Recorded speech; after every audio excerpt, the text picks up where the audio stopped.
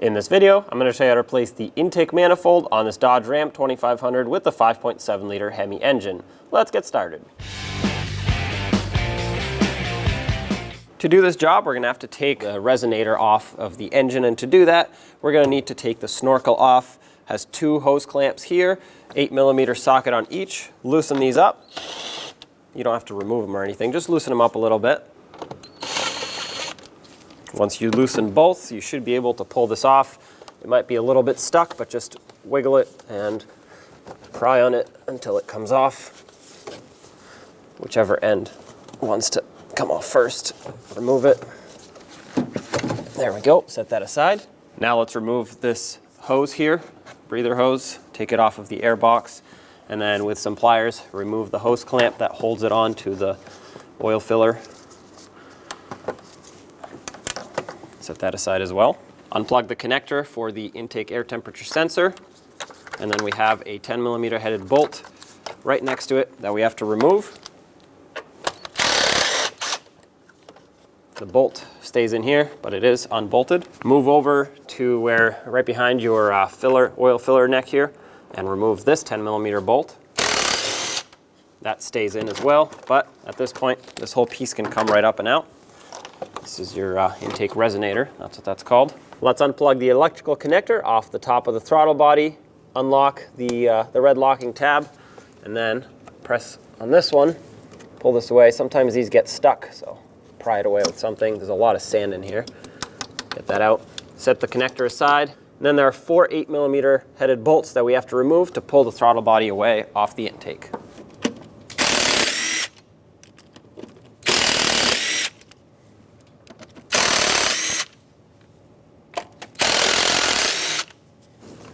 I'm just going to take this off and set it aside. That'll make things a lot easier.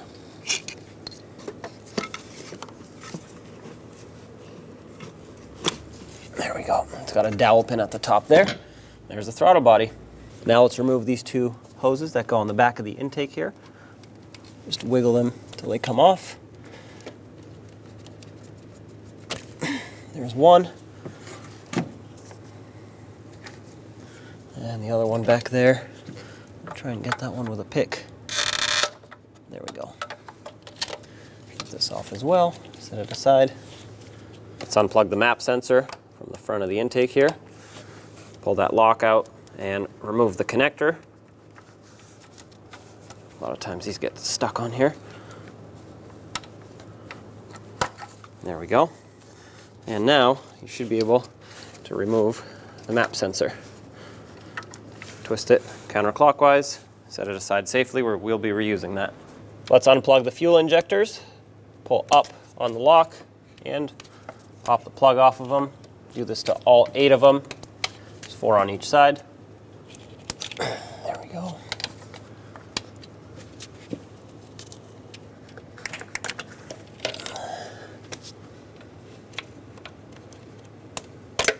Nope. That lock came off, but that's all right. We can put it back after. All right. And there you go. Do the same to the other side. Let's unbolt the fuel rail from the intake manifold. I'm going to pull this up with the fuel injectors still connected, so I'm not disconnecting any fuel. 4 8mm bolts hold this on, 2 on each side. There's 2 of them. Remove them. Do the same to the other side. Pull those off.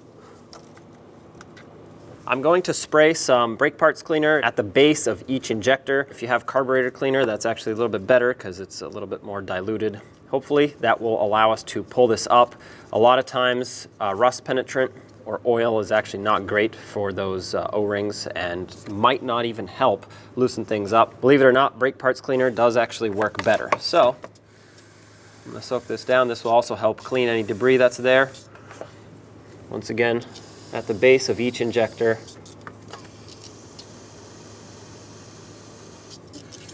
Now it does dry, so we're gonna have to probably respray this a few times, but at least this will give us, I don't know, 30 seconds or so. I'm trying to pry the injectors up without actually removing them from the fuel rail, and there we go. That was successful. No fuel was spilt.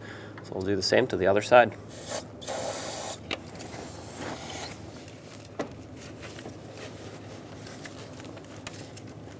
Usually if you can get one unhooked on one end, it makes it easier to pull the other ones. Ah, there we go. All right. Once again, they all stayed sealed up. No fuel spilt, so we can move this out of the way slightly. Not a lot. There's a rubber or braided line over there, so it is flexible, but obviously don't pull too hard on it. So we're just gonna push this over here. And we will have to move it more once the intake comes up because this is permanently mounted to it, but this gives us the space we need to pull the intake. On the driver's side of the engine, if you follow this wiring harness that has the ignition coil and the fuel injector wires, you'll see that it's clipped onto the back of the intake. Let's pop it off so that we can free up everything. And after this, we should be able to just unbolt it. There we go. Now to remove the intake, there are 10 8mm headed bolts. They basically go all along the sides of the intake. To remove this, the proper sequence is to start from the outer bolts and work your way towards the middle ones. Once again, with an 8mm socket. Doesn't matter where exactly you start, as long as you do the outer to inner pattern.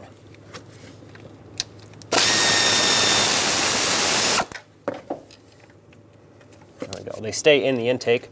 You don't remove them, but make sure they're loosened up all the way.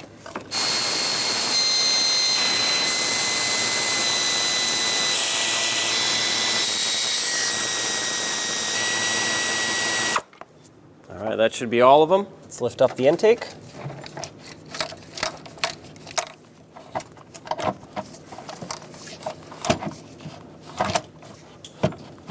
If you reach all the way back here, there's going to be a wiring harness, that big one, that needs to be unhooked from the intake.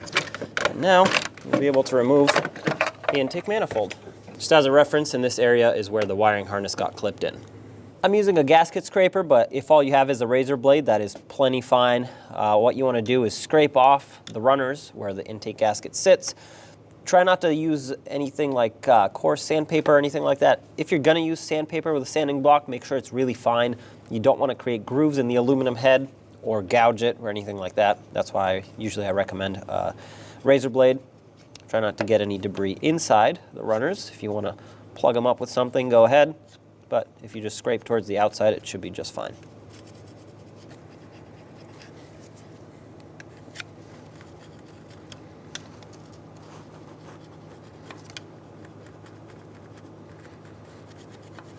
Now take a clean rag and just wipe everything off. Make sure it's ready to accept the new gaskets without any sand, debris, or anything else in the way.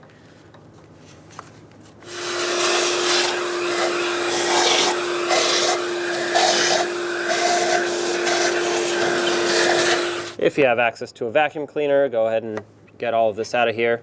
Or if you have compressed air, blow it off, but blowing it can actually get it kind of all over the place. So I don't really recommend that. At this point, both sides are cleaned up. Of course, do the same to the other side as well. And now let's put the new intake back on. On this new intake, we have to install a couple things and plug a couple holes. So this one right here, if you have EGR, well, you would have already disconnected it. Our truck does not have EGR. So I'm going to take one of the orange O-rings provided with the intake, put it over this plate, this cap, and install the cap here with a 10mm headed screw with coarse threads to clamp this on. Make sure this cap is fully seated. Snug this up.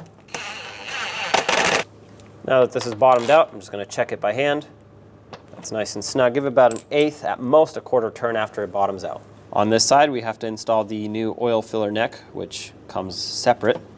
Put another one of these orange O-rings on it. Drop it down. Make sure it's lined up. Just like on the other side, 2 T30 headed bolts from the top.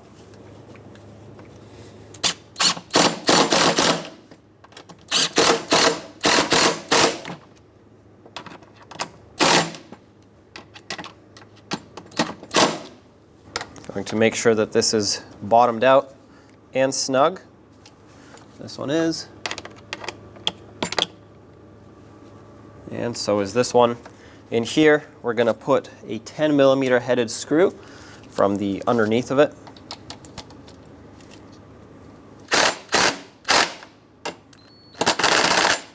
Once again, I'm gonna check it by hand. All of these just have to be a little snug. That's it. Perfect. This intake gasket kit should also come with injector O-rings for the bottom here. So I'm going to show you how to replace that. Take a pick or a pocket screwdriver, whatever you have that'll get this O-ring off of here. Inspect the area to make sure it's clean and ready for a new O-ring. Grab the new O-ring and roll it over. These are fairly stiff. Now you just repeat the process 7 more times, replace all of the injector O-rings. It is highly recommended to do that so they can seal up nicely on the new intake. Now, grab your intake manifold and carefully slide it in. Make sure you clear any wiring harnesses that are in the way, any hoses. Of course, try not to pinch anything, and your fuel injectors that are on this side. Careful with those. There's some wires here. Make sure you don't pinch those between the intake and the head. Try to line up all the bolts at this point. Make sure they start in by hand. Start them in one at a time. Don't just put a power tool on these because in the aluminum head, they can very easily cross thread. So I like to make sure that these I'm starting on by hand first. One more in the back here, and one over here. Last one. At this point, all of mine are started by hand, so I'm gonna go ahead and bottom them out. Now, bottoming them out does not mean tightening them. All it means is just spin them until they stop spinning with very minimal force, because there are actually 2 stages to torquing this intake manifold. The first stage is going to be 18 inch-pounds, not foot-pounds. Basically, that's just barely snug or bottomed out in a cross pattern from the center, working your way to the outer bolts. The second stage is going to be 105 inch-pounds, also in a cross pattern from the center out. That I will actually do twice. That way I make sure everything is properly seated. 8 millimeter socket on these new bolts as well.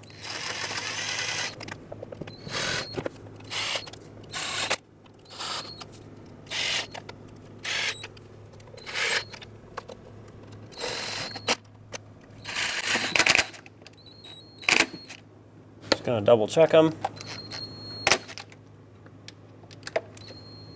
All right, I'm sure that everything is snugged up and pretty well beyond 18 inch-pounds. So let's go to 105 inch-pounds next.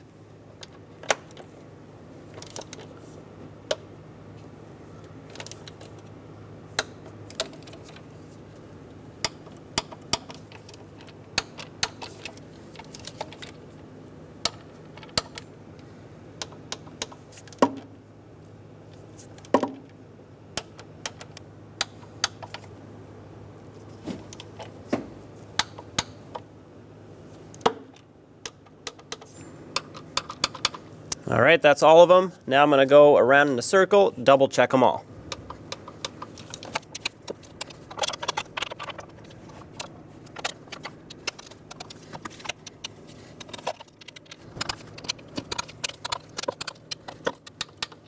That's all of them. At this point, clip in your wiring harness. My retainer broke, so there's nothing I can do about this. Once you've done that, we have to install the PCV adapter here.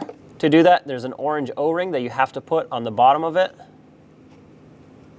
Make sure that's fully seated. You can put a little bit of engine oil on it if you think that's necessary. This end, the fitting, goes into this hose that is already mounted on here. I'm gonna put this in first. I'm gonna pull the hose off just slightly. That way it's a little bit more centered. Slide this in all the way. And now the bottom of it, make sure that O-ring is still on. It's gonna have to line up with that mounting hole. All right, press it down. Make sure that O-ring is seated, which it is. Let's put in the 2 bolts. These are the T30 headed screws that are provided with your intake. Thread those in. Let's bottom them out. They'll have to cut their own threads.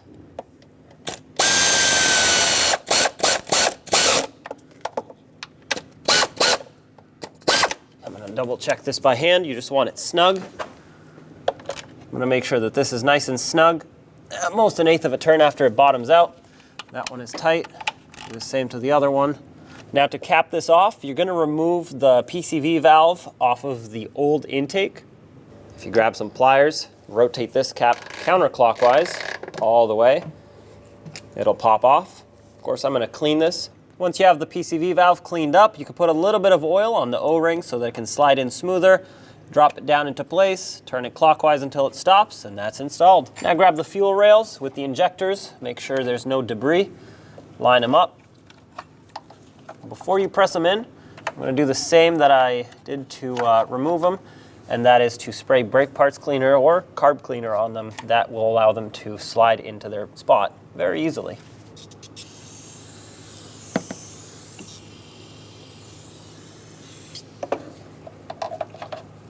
That'll be quick. There we go, that's seated. It's as easy as that, just spray it down.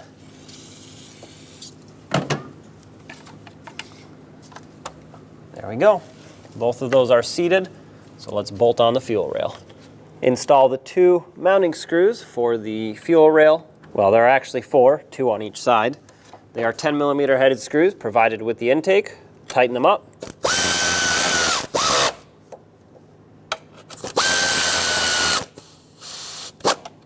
Now let's torque these to 50 inch-pounds. If you can't torque them that low, just make them snug by hand. That's it. Let's do the same on the other side. Let's plug in the fuel injectors. Make sure it's the right connector, not that they can reach one another, but just double check. As you click them in, make sure you lock them after they actually click into position.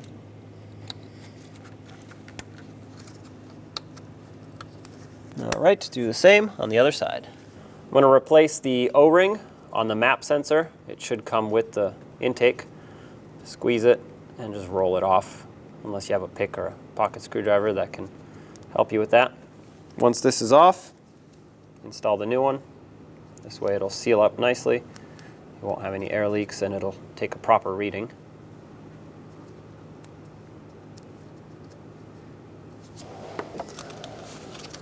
Take the map sensor, put it down into its mounting hole, and turn it to lock it in. Plug in the electrical connector. Make sure you lock it. There we go. At the back of the intake here, on top, there were 2 hoses to reconnect. This little one and the bigger one for the brake booster. Make sure both of those are bottomed out. Now grab your throttle body, line it up, start in 1 bolt just so it can stay in place. Once you have that one started, get the second one in. This should allow it to not fall off while you install the other 2. Make sure they start on by hand smoothly. You don't want to cross-thread these by accident. And with them started, let's snug them up.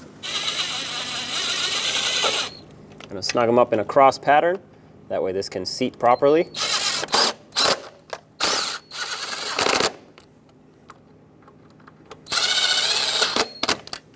All right, now let's torque them.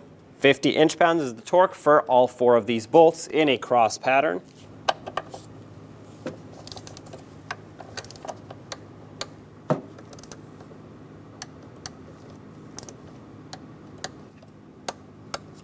All right, plug in the throttle body. With it plugged in all the way, lock the connector. My rubber ring fell off, so I'm going to put it back onto the throttle body. Reinstall the resonator. Make sure it goes over the throttle body. And as you press it over, make sure the 2 bolts here and here line up. Okay, that one's started. Snug it up. And that one is started as well. Snug this one up. Since we're here, might as well plug in the air temp sensor. Make sure that clicks. Install the snorkel onto the resonator. There we go. Press it all the way on. And then onto the air filter box. There we go. Make sure it's seated on both ends, and then snug up these clamps. Just make them snug, you don't need to over tighten them. If they get over tightened, they actually strip out and then you need to replace them. With some pliers, squeeze on this hose clamp and stick this breather hose back in. Release the clamp, make sure that's bottomed out. And on the other end, plug it into the air filter housing, just like so. At this point, the job is done. Turn on the engine, make sure it runs smoothly, and take it for a road test. When only the best will do, demand TRQ. The only company that lets you view before you do. TRQ is committed to offering the highest quality aftermarket auto parts that are engineered for peace of mind. Thanks for using and viewing with TRQ.